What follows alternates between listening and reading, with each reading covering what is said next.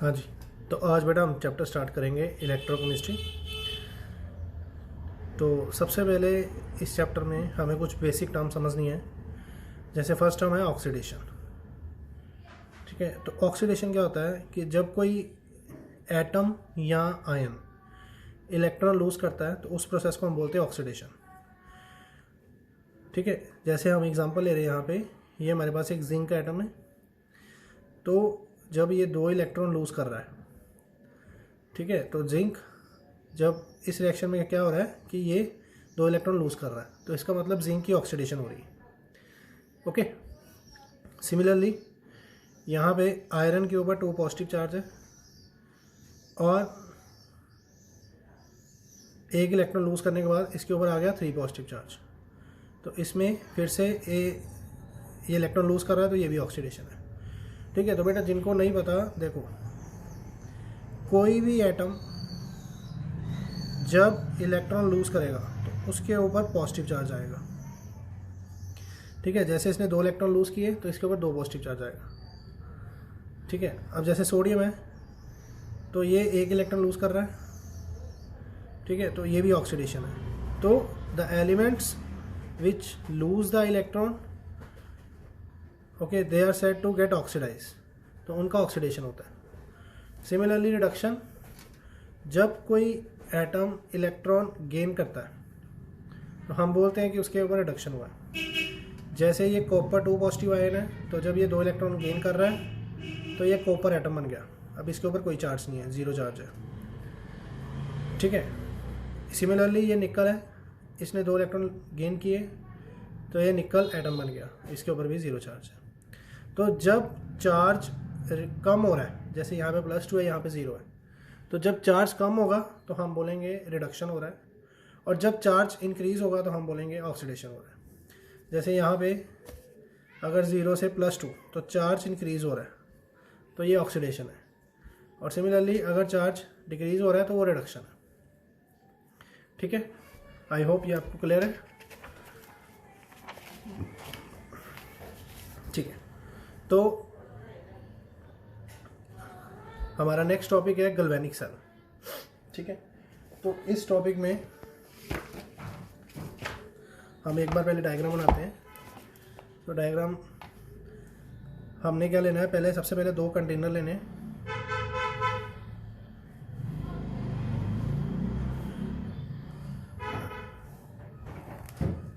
Okay, और हमने इसमें एक सोल्यूशन डाला है।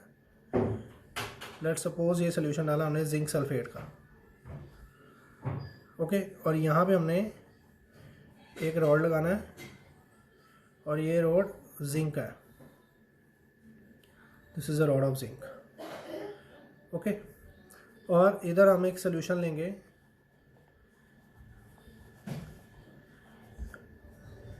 कॉपर सल्फेट का।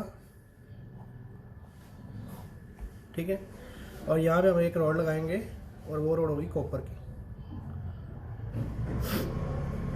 ठीक है,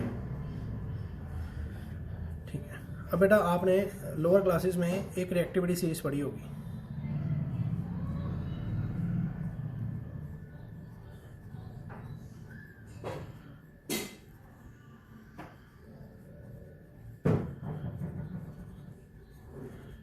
ठीक है, तो जैसे जैसे हम टॉप टू बॉटम जाते हैं तो रिएक्टिविटी डिक्रीज़ होती है। मतलब जो एलिमेंट ऊपर है उनका इलेक्ट्रॉन लूज़ करने का एबिलिटी ज़्यादा है, और जैसे जैसे नीचे आएंगे इलेक्ट्रॉन लूज़ करने का एबिलिटी कम होता जाएगा। अब जैसे यहाँ पे देख लो, ये जिंक है और यहाँ पे कॉपर है, तो इसका इलेक्ट्रॉन लूज़ करने का टेंडेंसी जो है वो ज़्यादा है। ठीक है, और इसका इलेक्ट्रॉन लॉस करने का टेंडेंसी कम है। समझ रहे हो? ठीक है, तो अब क्या होता है, चलिए अब मान लो हमने यहाँ पे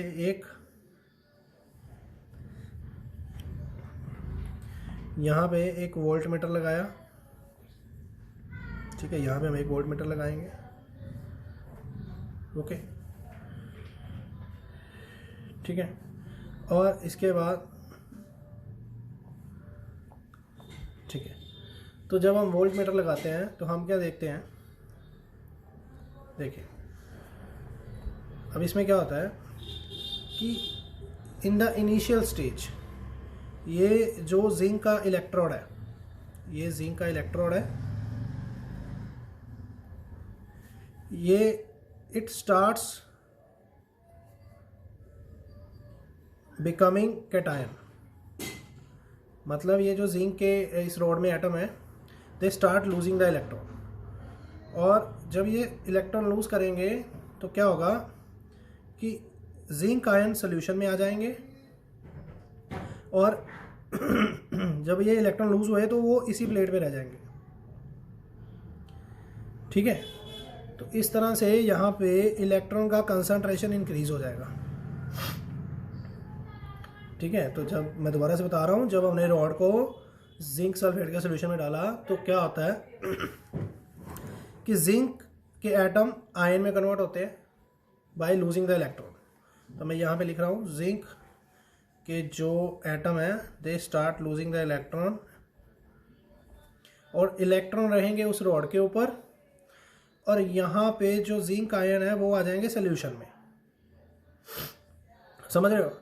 इस कारण से यहाँ पे इलेक्ट्रॉन की कंसंट्रेशन इंक्रीज हो जाएगी, और यहाँ पे इलेक्ट्रॉन कम है। ठीक है, तो जब यहाँ पे इलेक्ट्रॉन ज़्यादा हो गए, यहाँ पे कम हो गए, तो हम बोलेंगे potential difference is created, potential difference is created. ठीक है, अगर किसी के मन में कोई क्वेश्चन है कि जिंक की क्यों लूज़ कर रहा है, कॉपर क्यों नहीं लूज़ कर रहा, तो बेटा मैंने अभी इसीलिए रिएक्टिविटी सीरीज़ बनाई है कि जो एलिमेंट्स रिएक्टिविटी सीरीज़ में ऊपर होते हैं उनकी इलेक्ट्रॉन लूज़ करने की एबिलिटी ज़्यादा होती है, और जो डाउन द सीरीज़ होते हैं उनका इलेक्ट्रॉन लूज़ करने का एबिलिटी कम होता है। इसलिए zinc will lose the electron. ठीक है, इस कारण से यहाँ पे इलेक्ट्रॉन का कंसंट्रेशन ज़्यादा हो गया और यहाँ पे इलेक्ट्रॉन का कंसंट्रेशन कम है, तो इस वजह से यहाँ पे पोटेंशियल डिफरेंस क्रिएट हो जाएगा।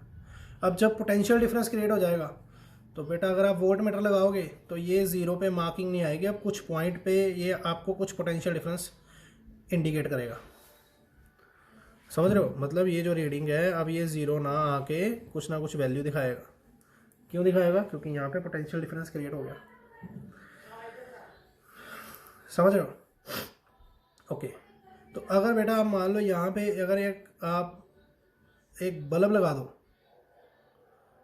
ठीक है, एक बल्ब लगा दो, तो आपको यहाँ पे बल्ब ग्लो होता हुआ दिखाई देगा, bulb start glowing, bulb start glowing. अब इसका क्या मतलब है? देखो, हमने दो केमिकल लिए थे, ठीक है, और उन केमिकल्स को हमने सही तरह से इस्तेमाल करके हमने क्या किया कि जो केमिकल एनर्जी थी, ओके, कन्वर्ट हो गई किसमें? इलेक्ट्रिकल एनर्जी में।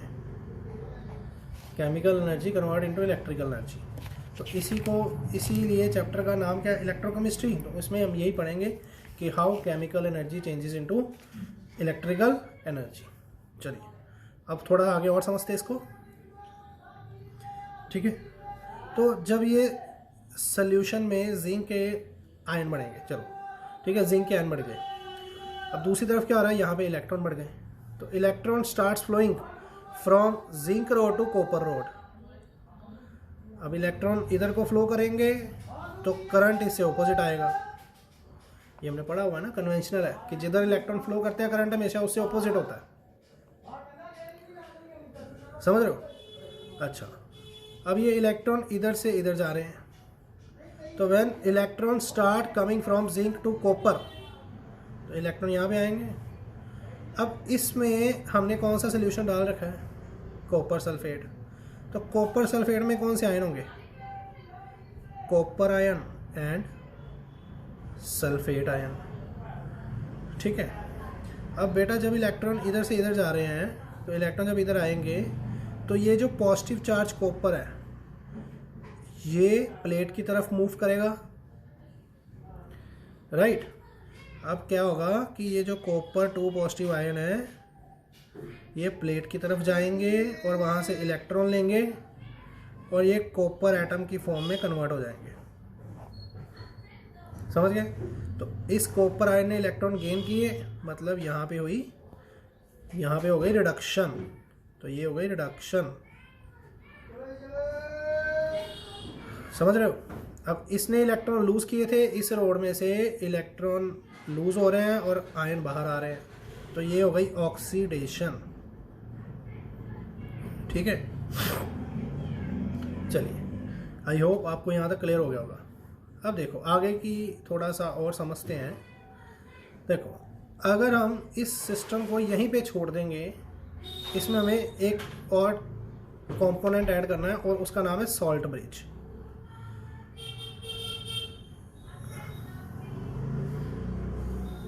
इसमें हम एक और कंपोनेंट ऐड करेंगे सॉल्ट ब्रिज। ठीक है, अब वो क्यों ऐड करेंगे उसका भी मैं लॉजिक बताता हूँ आपको। देखो ये हमारे पास था जिंक सल्फेट इस सोल्यूशन में, राइट। अब मान लो ये जिंक सल्फेट है तो यहाँ पे दो तरह के आयन होंगे, एक जिंक आयन और एक सल्फेट आयन, राइट। चलो अब ऐसा, अभी इसको छोड़ो, अभी इसको समझो।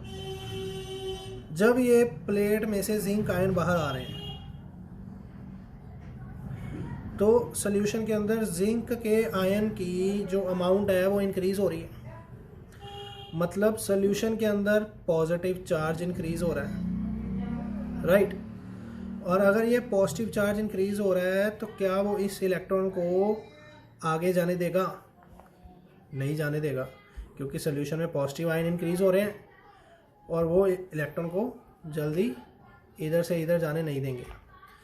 अब हम क्या चाहते हैं कि ये जो पॉजिटिव चार्ज साथ में प्रोड्यूस हो रहा है, ये जैसे ही सोल्यूशन में आ रहा है हम चाहते हैं कि ये साथ में किसी तरह से न्यूट्रलाइज हो जाए। ओके, अब उसको न्यूट्रलाइज करने के लिए हम क्या करेंगे, यहाँ पे एक जेली टाइप मटेरियल डालेंगे। ठीक है, एक जेली टाइप मटेरियल डालेंगे और उस जेली टाइप मटेरियल में हम एक सॉल्ट डाल देंगे। लेट्स सपोज आपने पोटेशियम क्लोराइड डाल दिया। अब ये जो पोटेशियम क्लोराइड है ये आपको पता है सॉल्ट है, तो ये आयोनाइज हो जाएगा। कौन से आयन आएंगे? एक तो आएंगे क्लोराइड आयन, इसमें से कौन से आयन आएंगे? एक आएगा पोटेशियम आयन और साथ में क्लोराइड आयन, राइट। अब यहाँ से जो क्लोराइड आयन आएंगे अंदर, ये क्या करेंगे, ये इस जिंक के साथ रिएक्ट हो जाएंगे। ये जो जहाँ पे जिंक है, ये क्लोराइड नेगेटिव है, जिंक पॉजिटिव है, तो ये एक दूसरे को न्यूट्रलाइज कर देंगे। हाँ ठीक है, तो अब ये न्यूट्रलाइज हो गए तो अब तो इलेक्ट्रॉन का फ्लो इजीली हो जाएगा।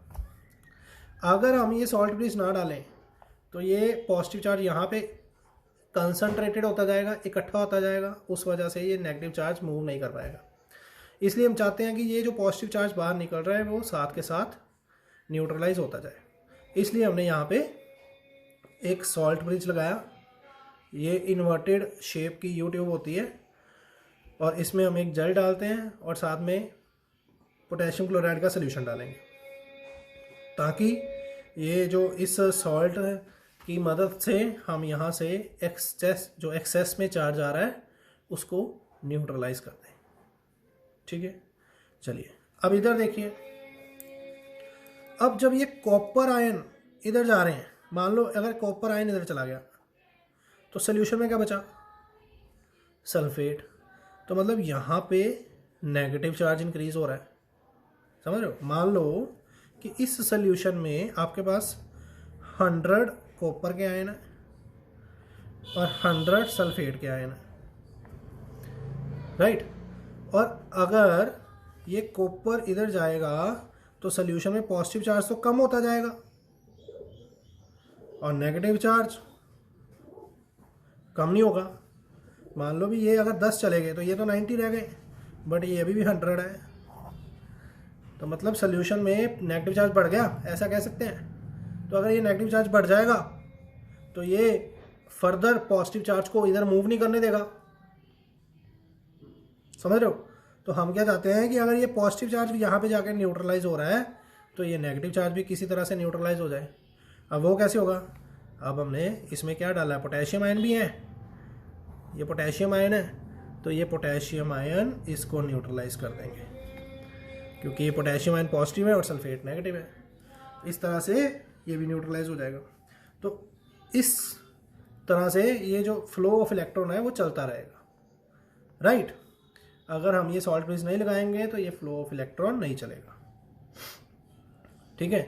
तो ये इसका बेसिक है कि एक इलेक्ट्रोकेमिकल सेल काम कैसे करता है।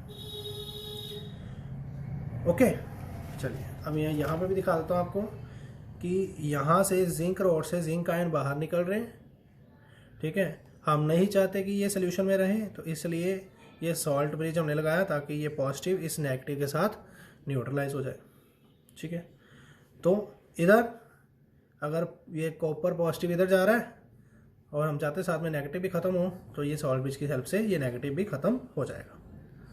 ओके, अब बेटा मैंने क्या बताया था अभी कि ये जो जिंक आयन है, sorry zinc atom electron lose कर रहा है, तो इस वजह से मैं इस जो लेफ्ट साइड पे मेरा सेल है इसको मैं बोलूँगा ऑक्सीडेशन हाफ सेल, राइट। और यहाँ पे कॉपर आयन जो है वो इलेक्ट्रॉन गेन कर रहा है, तो इसको मैं बोलूँगा रिडक्शन हाफ सेल, ठीक है। समझ रहे हो, ये ऑक्सीडेशन हाफ सेल और ये रिडक्शन हाफ सेल, ठीक है। अब देखो स्टेप्स मैंने लिखे हुए यहाँ पे ज़्यादा अंडरस्टैंडिंग के लिए। We will make 2 half cells. In left half cell we will put zinc sulphate electrolyte and zinc electrode. आगे in the right half cell we will put copper sulphate solution, इस यहाँ पे कॉपर सल्फेट सोल्यूशन डाला and copper electrode. We will connect it with a voltmeter.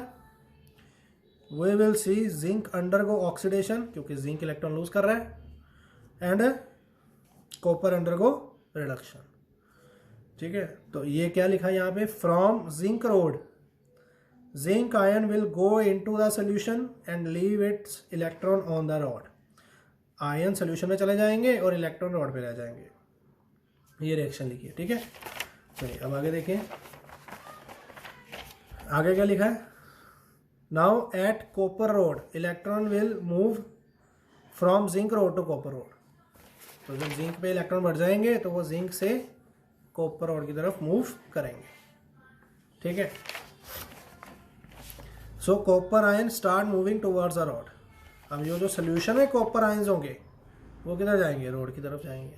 इस कारण से यहाँ पे कॉपर यहाँ पे जाकर डिपॉजिट हो जाएगा, तो इस इलेक्ट्रॉन का साइज बढ़ जाएगा और धीरे धीरे इसका साइज छोटा होता जाएगा। चलिए आगे, copper will deposit eight copper ion. जो कॉपर ये बन गया ये कहाँ पे डिपॉजिट होगा, it will deposit eight copper electrode but it will not proceed for long time without salt bridge. हाँ, वही बताया मैंने अभी आपको कि अगर हम सॉल्ट ब्रिज नहीं लगाएंगे तो ये यहाँ पे आयन बढ़ जाएंगे, तो वो फिर इस इलेक्ट्रॉन को मूव नहीं करने देंगे, इसलिए हमें इसको न्यूट्रलाइज करना साथ साथ में, समझ गए। तो ये फंक्शन है सॉल्ट ब्रिज का। अब यहाँ पे हमने सॉल्ट ब्रिज के बारे में बताया हुआ है कि it is inverted U shape tube filled with agar मतलब ये जेली टाइप मटेरियल होता है and potassium chloride solution. Function, its function is to maintain electrical neutrality of the cell. वो न्यूट्रलिटी को मेंटेन करने का काम करता है, ठीक है। अब आगे हमें करना है रिप्रेजेंटेशन ऑफ गैल्वेनिक सेल। अब हम इसको शॉर्ट फॉर्म में कैसे लिखेंगे, हमें पता तो लग गया कि यहाँ पे ऑक्सीडेशन होगी और यहाँ पे रिडक्शन होगी। अब इसको लिखेंगे कैसे, ठीक है। देखो यहाँ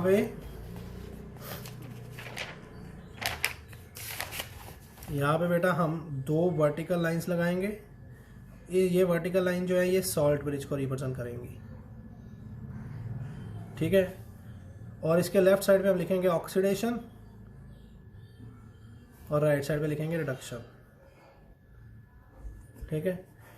ऑक्सीडेशन कैसे, जो जिंक था वो किस में कन्वर्ट हो रहा था, जिंक आयन में, और इधर जो कॉपर आयन है वो किस में कन्वर्ट हो रहे हैं, कॉपर में, ठीक है। समझ रहे हो। तो लेफ्ट साइड पे ऑक्सीडेशन, राइट साइड पे रिडक्शन, ठीक है। चलिए अब हाफ सेल रिएक्शन भी लिखनी देख लेते हैं। Half cell reaction.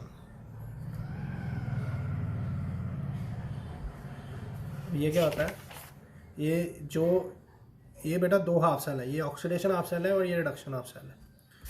तो इसको मैं बोलूँगा एनोड और इसको हम बोलेंगे कैथोड।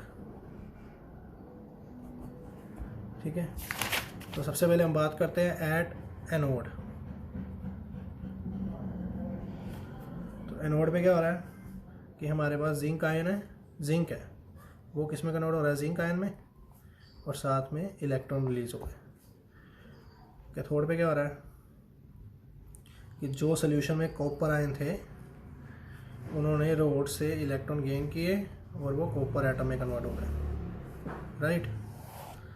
अब अगर हम ओवरऑल रिएक्शन लिखें तो ओवरऑल रिएक्शन कैसे लिखेंगे, देखो ये 2 इलेक्ट्रॉन लेफ्ट साइड पे है और ये 2 राइट साइड पे है, तो ये कैंसिल हो जाएंगे क्योंकि ये उधर जाके माइनस का हो जाएगा तो कैंसिल हो जाएंगे, ठीक है ना।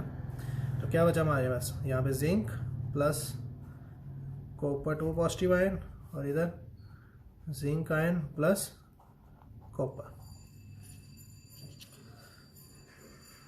समझ गए, ठीक है। अब इसके बाद एक टर्म आएगी इलेक्ट्रोड पोटेंशियल। अब ये क्या होता है, ability of any electrode to lose और gain electrons is called electrode potential. ठीक है, अब आपने देखा कि पीछे हमने जिंक की रोड ली और एक कॉपर की रोड थी। जो जिंक की रोड है वो इलेक्ट्रॉन लूज करती है और जो कॉपर की रोड है वो इलेक्ट्रॉन गेन करती है। तो किसी रोड की एबिलिटी इलेक्ट्रॉन लूज करने की या गेन करने की, उसको हम बोलते हैं इलेक्ट्रोड पोटेंशियल। अब हमने एक चीज़ और देखी थी कि जब ये हमने सेटअप बनाया था तो यहाँ पे इलेक्ट्रॉन ज़्यादा थे, यहाँ पे कम थे, इस वजह से यहाँ पे पोटेंशियल डिफरेंस क्रिएट हो गया। अब उसी पोटेंशियल डिफरेंस को हम ईएमएफ ऑफ सेल भी बोलते हैं। उसको निकालने के लिए क्या फॉर्मूला आएगा हमारे पास,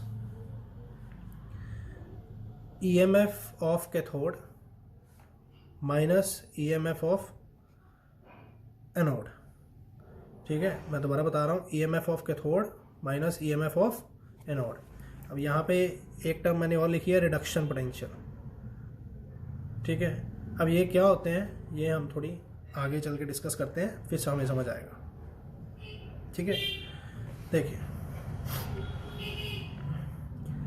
तो बेटा ऐसा है कि अब जैसे हमने बताया कि ये मान लो एक जिंक की रोड है, इसका इलेक्ट्रॉन लूज करने का एबिलिटी है। ये कॉपर का रोड है, इसका इलेक्ट्रॉन गेन करने का एबिलिटी है। तो अब हमें कैसे पता लगेगा कि इसका कितना पोटेंशियल है लूज करने का और इसका कितना पोटेंशियल है गेन करने का। तो उसके लिए हमारे पास एक कंसेप्ट होता है standard hydrogen electrode. Standard hydrogen electrode. ठीक है, अब बेटा हम वो डिस्कस नहीं करेंगे, बस मैं आपको बता देता हूँ कि अगर मैं इसकी हेल्प से जिंक का पोटेंशियल निकालूंगा तो जो जिंक का पोटेंशियल आएगा वो आएगा 0.76 वोल्ट। जिंक का पोटेंशियल कितना आएगा, 0.76 वोल्ट। अच्छा, अब ये ना इसको रिप्रेजेंट कैसे करते हैं, ये मैं ई मतलब पोटेंशियल निकाल रहा हूँ किसका, जिंक का। तो जिंक क्या कर रहा है, ऑक्सीडेशन। इसको मैं ऐसे लिखूंगा, zinc to the zinc ion. ये क्या मतलब है कि एटम आयन में कन्वर्ट हो रहा है। तो जब एटम आयन में कन्वर्ट होता है तो वो ऑक्सीडेशन होता है। तो इसका ऑक्सीडेशन पोटेंशियल है 0.76 वोल्ट। समझ रहे हो। तो ये कौन सा पोटेंशियल है, ऑक्सीडेशन पोटेंशियल। अब अगर मुझे इसी टर्म को रिडक्शन पोटेंशियल की टर्म्स में लिखना है, इसी वैल्यू को अगर मुझे रिडक्शन पोटेंशियल के टर्म्स में लिखना है, तो मैं क्या करूँगा, ये टर्म्स को रीअरेंज कर दूंगा। रिडक्शन कैसे होता है कि आयन एटम में कन्वर्ट होगा, आयन एटम में कन्वर्ट होगा। तो इसको मैं क्या लिख सकता हूँ, -0.76 वोल्ट। ठीक है, ये ऑक्सीडेशन पोटेंशियल इसका ये आता है। अगर इसको मुझे रिडक्शन पोटेंशियल की फॉर्म में लिखना है, तो अगर इसकी वैल्यू पॉजिटिव आ रही है तो मैं इसको क्या कर दूंगा, नेगेटिव कर दूंगा। ओके, सिमिलरली ये मैंने कौन सी फॉर्म में लिखा है, रिडक्शन पोटेंशियल।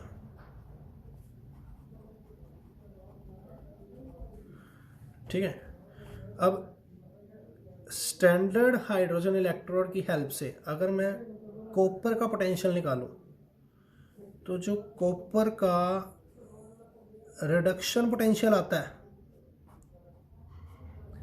वो आता है 0.80 वोल्ट। ठीक है, अब बात मेरी ध्यान से समझना, जिंक जो था ना उसका हमने ऑक्सीडेशन पोटेंशियल निकाला था क्योंकि वो लूज कर रहा था, और इसका हमने कौन सा निकाला है, रिडक्शन। तो इसका कितना आ रहा है, 0.80 वोल्ट, ये पॉजिटिव में आ रहा है इसका। ठीक है, तो ये इसका ऑलरेडी रिडक्शन पोटेंशियल है। अब मैंने बताया था रिडक्शन पोटेंशियल कैसे लिखते हैं, आयन टू एटम, राइट। चलिए, अब इसके बाद मैंने आपको एक चीज़ बताई थी अभी कि ईएमएफ ऑफ सेल कैसे निकालते हैं, reduction potential of cathode minus reduction potential of anode. अब आपको पता है कि ये आपकी एनोड थी और ये आपकी कैथोड है, मतलब जिंक वाली एनोड है और कॉपर वाली कैथोड है। तो कॉपर वाली कैथोड है तो उसका कितना आ रहा है, 0.80 वोल्ट, राइट। जिंक वाली एनोड है तो उसका कितना आ रहा है, -0.76। तो माइनस माइनस प्लस हो जाएगा, तो ओवरऑल आंसर आएगा 1.56 वोल्ट। समझ रहे हो? ठीक है, तो आज के लिए इतना ही है। ठीक है, ये आपका बेसिक स्ट्रक्चर है। ठीक है, चलो एक टर्म और कर लेते हैं।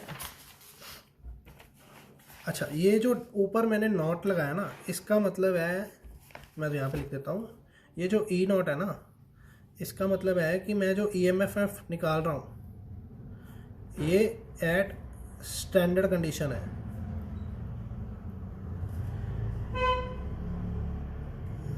स्टैंडर्ड कंडीशन का मतलब होता है कि जो मैंने यहाँ पे सोल्यूशन डाले हैं, जो सोल्यूशन डाला है यहाँ पे, इसकी कंसंट्रेशन जो है वो 1 मोल है। ठीक है, तो ये स्टैंडर्ड कंडीशन होती है। ठीक है, तो अगर if we want to find EMF at any concentration other than standard condition,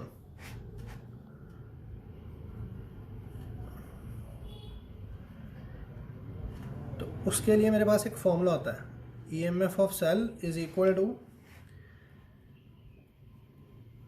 E naught of cell minus 0.0591 by n log concentration of product by concentration of reactant। ठीक है, तो ये मेरे पास फॉर्मूला रहेगा EMF ऑफ सेल निकालने का when you have a condition other than standard condition। और यहाँ पे E नॉट ऑफ सेल कैसे निकालते हैं वो हमने पता है, concentration of cathode minus concentration of anode. यहाँ पे n क्या है, n है नंबर ऑफ इलेक्ट्रॉन्स ट्रांसफर्ड। ठीक है, चलिए अब मैं आपको इसके ऊपर एक क्वेश्चन करवा देता हूँ जिसकी हेल्प से आपकी थोड़ी कंसेप्ट क्लैरिटी ज़्यादा हो जाएगी। ठीक है, चलिए ये देखिए, ये मेरे पास एक क्वेश्चन है, represent the cell in which following reaction take place. ये मुझे एक रिएक्शन दे रखी है, ठीक है, ये रिएक्शन दे रखी है। मैं इसको दोबारा लिख लेता हूँ। रिएक्शन क्या मेरे पास, कि मेरे पास मैग्नीशियम है और मेरे पास सिल्वर आयन है जिसकी कंसंट्रेशन है 0.001 मोल, और फिर मेरे पास मैग्नीशियम आयन है, इसकी कंसंट्रेशन है 0.130 प्लस 2 Ag। ठीक है, तो ये मेरे पास रिएक्शन दे रखी है। उसके बाद मेरे को बोला है कि इसका ई सेल निकालना है, ठीक है। अब मुझे गिवन क्या है,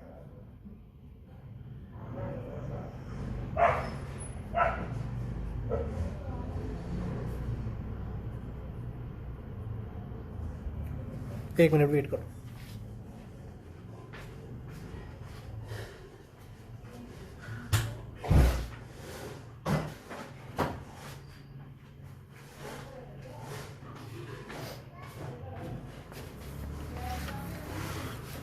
अब मुझे गिवन है मैग्नीशियम का इलेक्ट्रॉन पोटेंशियल और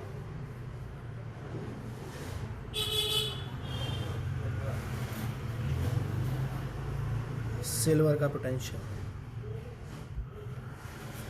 ठीक है। चलिए, अब ये मेरे पास क्वेश्चन है और मुझे इसकी हेल्प से ई सेल निकालना है, ठीक है। चलिए, अब बेटा आप देखिए बड़े ध्यान से समझिए। यहाँ पे पहले तो मुझे आइडेंटिफाई करना है कि ऑक्सीडेशन कहाँ पे हो रही है सोल्यूशन में, ठीक है। तो सबसे पहला मेरा स्टेप यही है। देखो, ये था मैग्नीशियम, इसके ऊपर चार्ज है 0, यहाँ पे मैग्नीशियम, इसके ऊपर चार्ज है +2, मतलब ये 0 से +2 जा रहा है। तो जो 0 से +2 जा रहा है मतलब उसका ऑक्सीडेशन हो रहा है। इसको मैं ऐसे लिख सकता हूँ, Mg go to Mg2 positive plus 2 electron, definitely 2 electron lose करेगा, ठीक है। मुझे समझ आ रही है बात। अब फिर मुझे आइडेंटिफाई करना रिडक्शन, तो वो तो अपने आप ही हो जाएगा। यहाँ पे मेरे पास सिल्वर के ऊपर +1 चार्ज है, यहाँ पे सिल्वर के ऊपर कोई चार्ज नहीं है, ये 0 है। तो इसका मतलब ये सिल्वर +1 से 0 गया, मतलब इसका रिडक्शन हुआ, ओके। ये +1 से 0 गया मतलब इसका रिडक्शन हुआ। तो मैं इसको लिख सकता हूँ कि Ag positive goes to Ag। अच्छा, ये मैं दोबारा लिखता हूँ, Ag पॉजिटिव, इसने 1 इलेक्ट्रॉन गेन किया और ये Ag बन गया, समझ रहे हो। अब बेटा ऐसा है कि यहाँ पे जो इलेक्ट्रॉन लूज़ हो रहे हैं वो 2 इलेक्ट्रॉन लूज़ हो रहे हैं और ये 1 इलेक्ट्रॉन गेन कर रहा है, तो ये चार्ज बैलेंस नहीं है। तो इसलिए मुझे इस रिएक्शन को 2 से मल्टीप्लाई करना पड़ेगा। जब मैं 2 से मल्टीप्लाई करूँगा तो यहाँ पे आएगा 2 Ag पॉजिटिव, यहाँ पे आएगा 2 इलेक्ट्रॉन और यहाँ पे आ जाएगा 2 Ag। तो इस वजह से इसके आगे 2 है, ठीक है। आई होप ये भी आपको क्लियर हो गया। चलिए, अब ये ओवरऑल रिएक्शन मैं दोबारा से क्या लिखूँ, यहाँ पे लिखी हुई है ऑलरेडी, इसको सॉल्व करने पे यही रिएक्शन आएगी। तो मतलब ये देखो, यहाँ से नंबर ऑफ इलेक्ट्रॉन्स कितने ट्रांसफ़र हो रहे हैं, 2। तो मैं लिख सकता हूँ n की वैल्यू है 2, ओके। तो मुझे n चाहिए होता ना फॉर्मूले में, n की वैल्यू 2 है। अब मैं पहले E0 सेल भी निकालूंगा क्योंकि मुझे E0 सेल भी चाहिए। तो E0 सेल कैसे पढ़ा हमने, E0 of cathode minus E0 of anode, ठीक है। अब क्या आप बता सकते हो कैथोड कौन सा है और एनोड कौन सा है? चलो, कैथोड वो होता है जिस पे रिडक्शन होता है और एनोड वो होता है जिस पे ऑक्सीडेशन होता है। तो रिडक्शन हो रहा है सिल्वर पे, तो सिल्वर का मुझे ईएमएफ कितना दिया है, 0.80। इसके बाद ऑक्सीडेशन हो रहा है मैग्नीशियम पे, तो मैग्नीशियम का कितना दिया है -2.37, ठीक है। तो 0.80 प्लस 2.37, तो इसका वैल्यू आ जाएगा 3.17 वोल्ट, ठीक है। चलिए अब हम ये फॉर्मूला लगाते हैं। फॉर्मूला क्या हमारे पास, E cell is equal to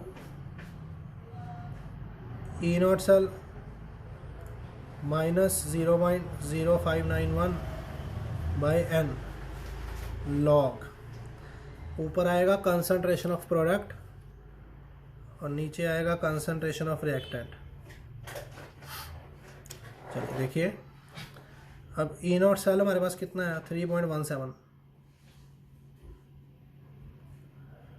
minus 0.0591, electron transfer हुए 2, ओवरऑल 2 इलेक्ट्रॉन ट्रांसफ़र हो रहे हैं, तो इनका वैल्यू आएगा 2 लॉग कंसंट्रेशन ऑफ प्रोडक्ट। अब बेटा ध्यान से सुनो, ये प्रोडक्ट है, प्रोडक्ट 2 हैं, तो मुझे इसमें से कौन सा लेना है, जो आयोनिक फॉर्म में है वो लेना है, जो आयोनिक फॉर्म में है वो लेना है। उसका वैल्यू कितना है 0.130। और रिएक्टेंट भी 2 हैं, तो रिएक्टेंट कौन सा लेना जो आयनिक फॉर्म में है, ठीक है। तो ये आयनिक फॉर्म में कितना है बेटा, ये है 0.0001, तो इसको मैं लिख सकता हूँ 1/10⁴, तो जो ऊपर आके हो जाएगा 10⁻⁻⁴, तो मैं इसको लिख दिया 10⁻⁻⁴। और बेटा साथ में इसके आगे क्या था 2, तो इसलिए ये जो 2 है ये इसकी पावर बन जाएगी स्क्वायर।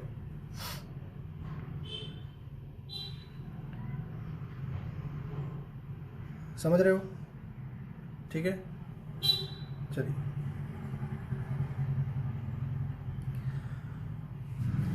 अब इसके बाद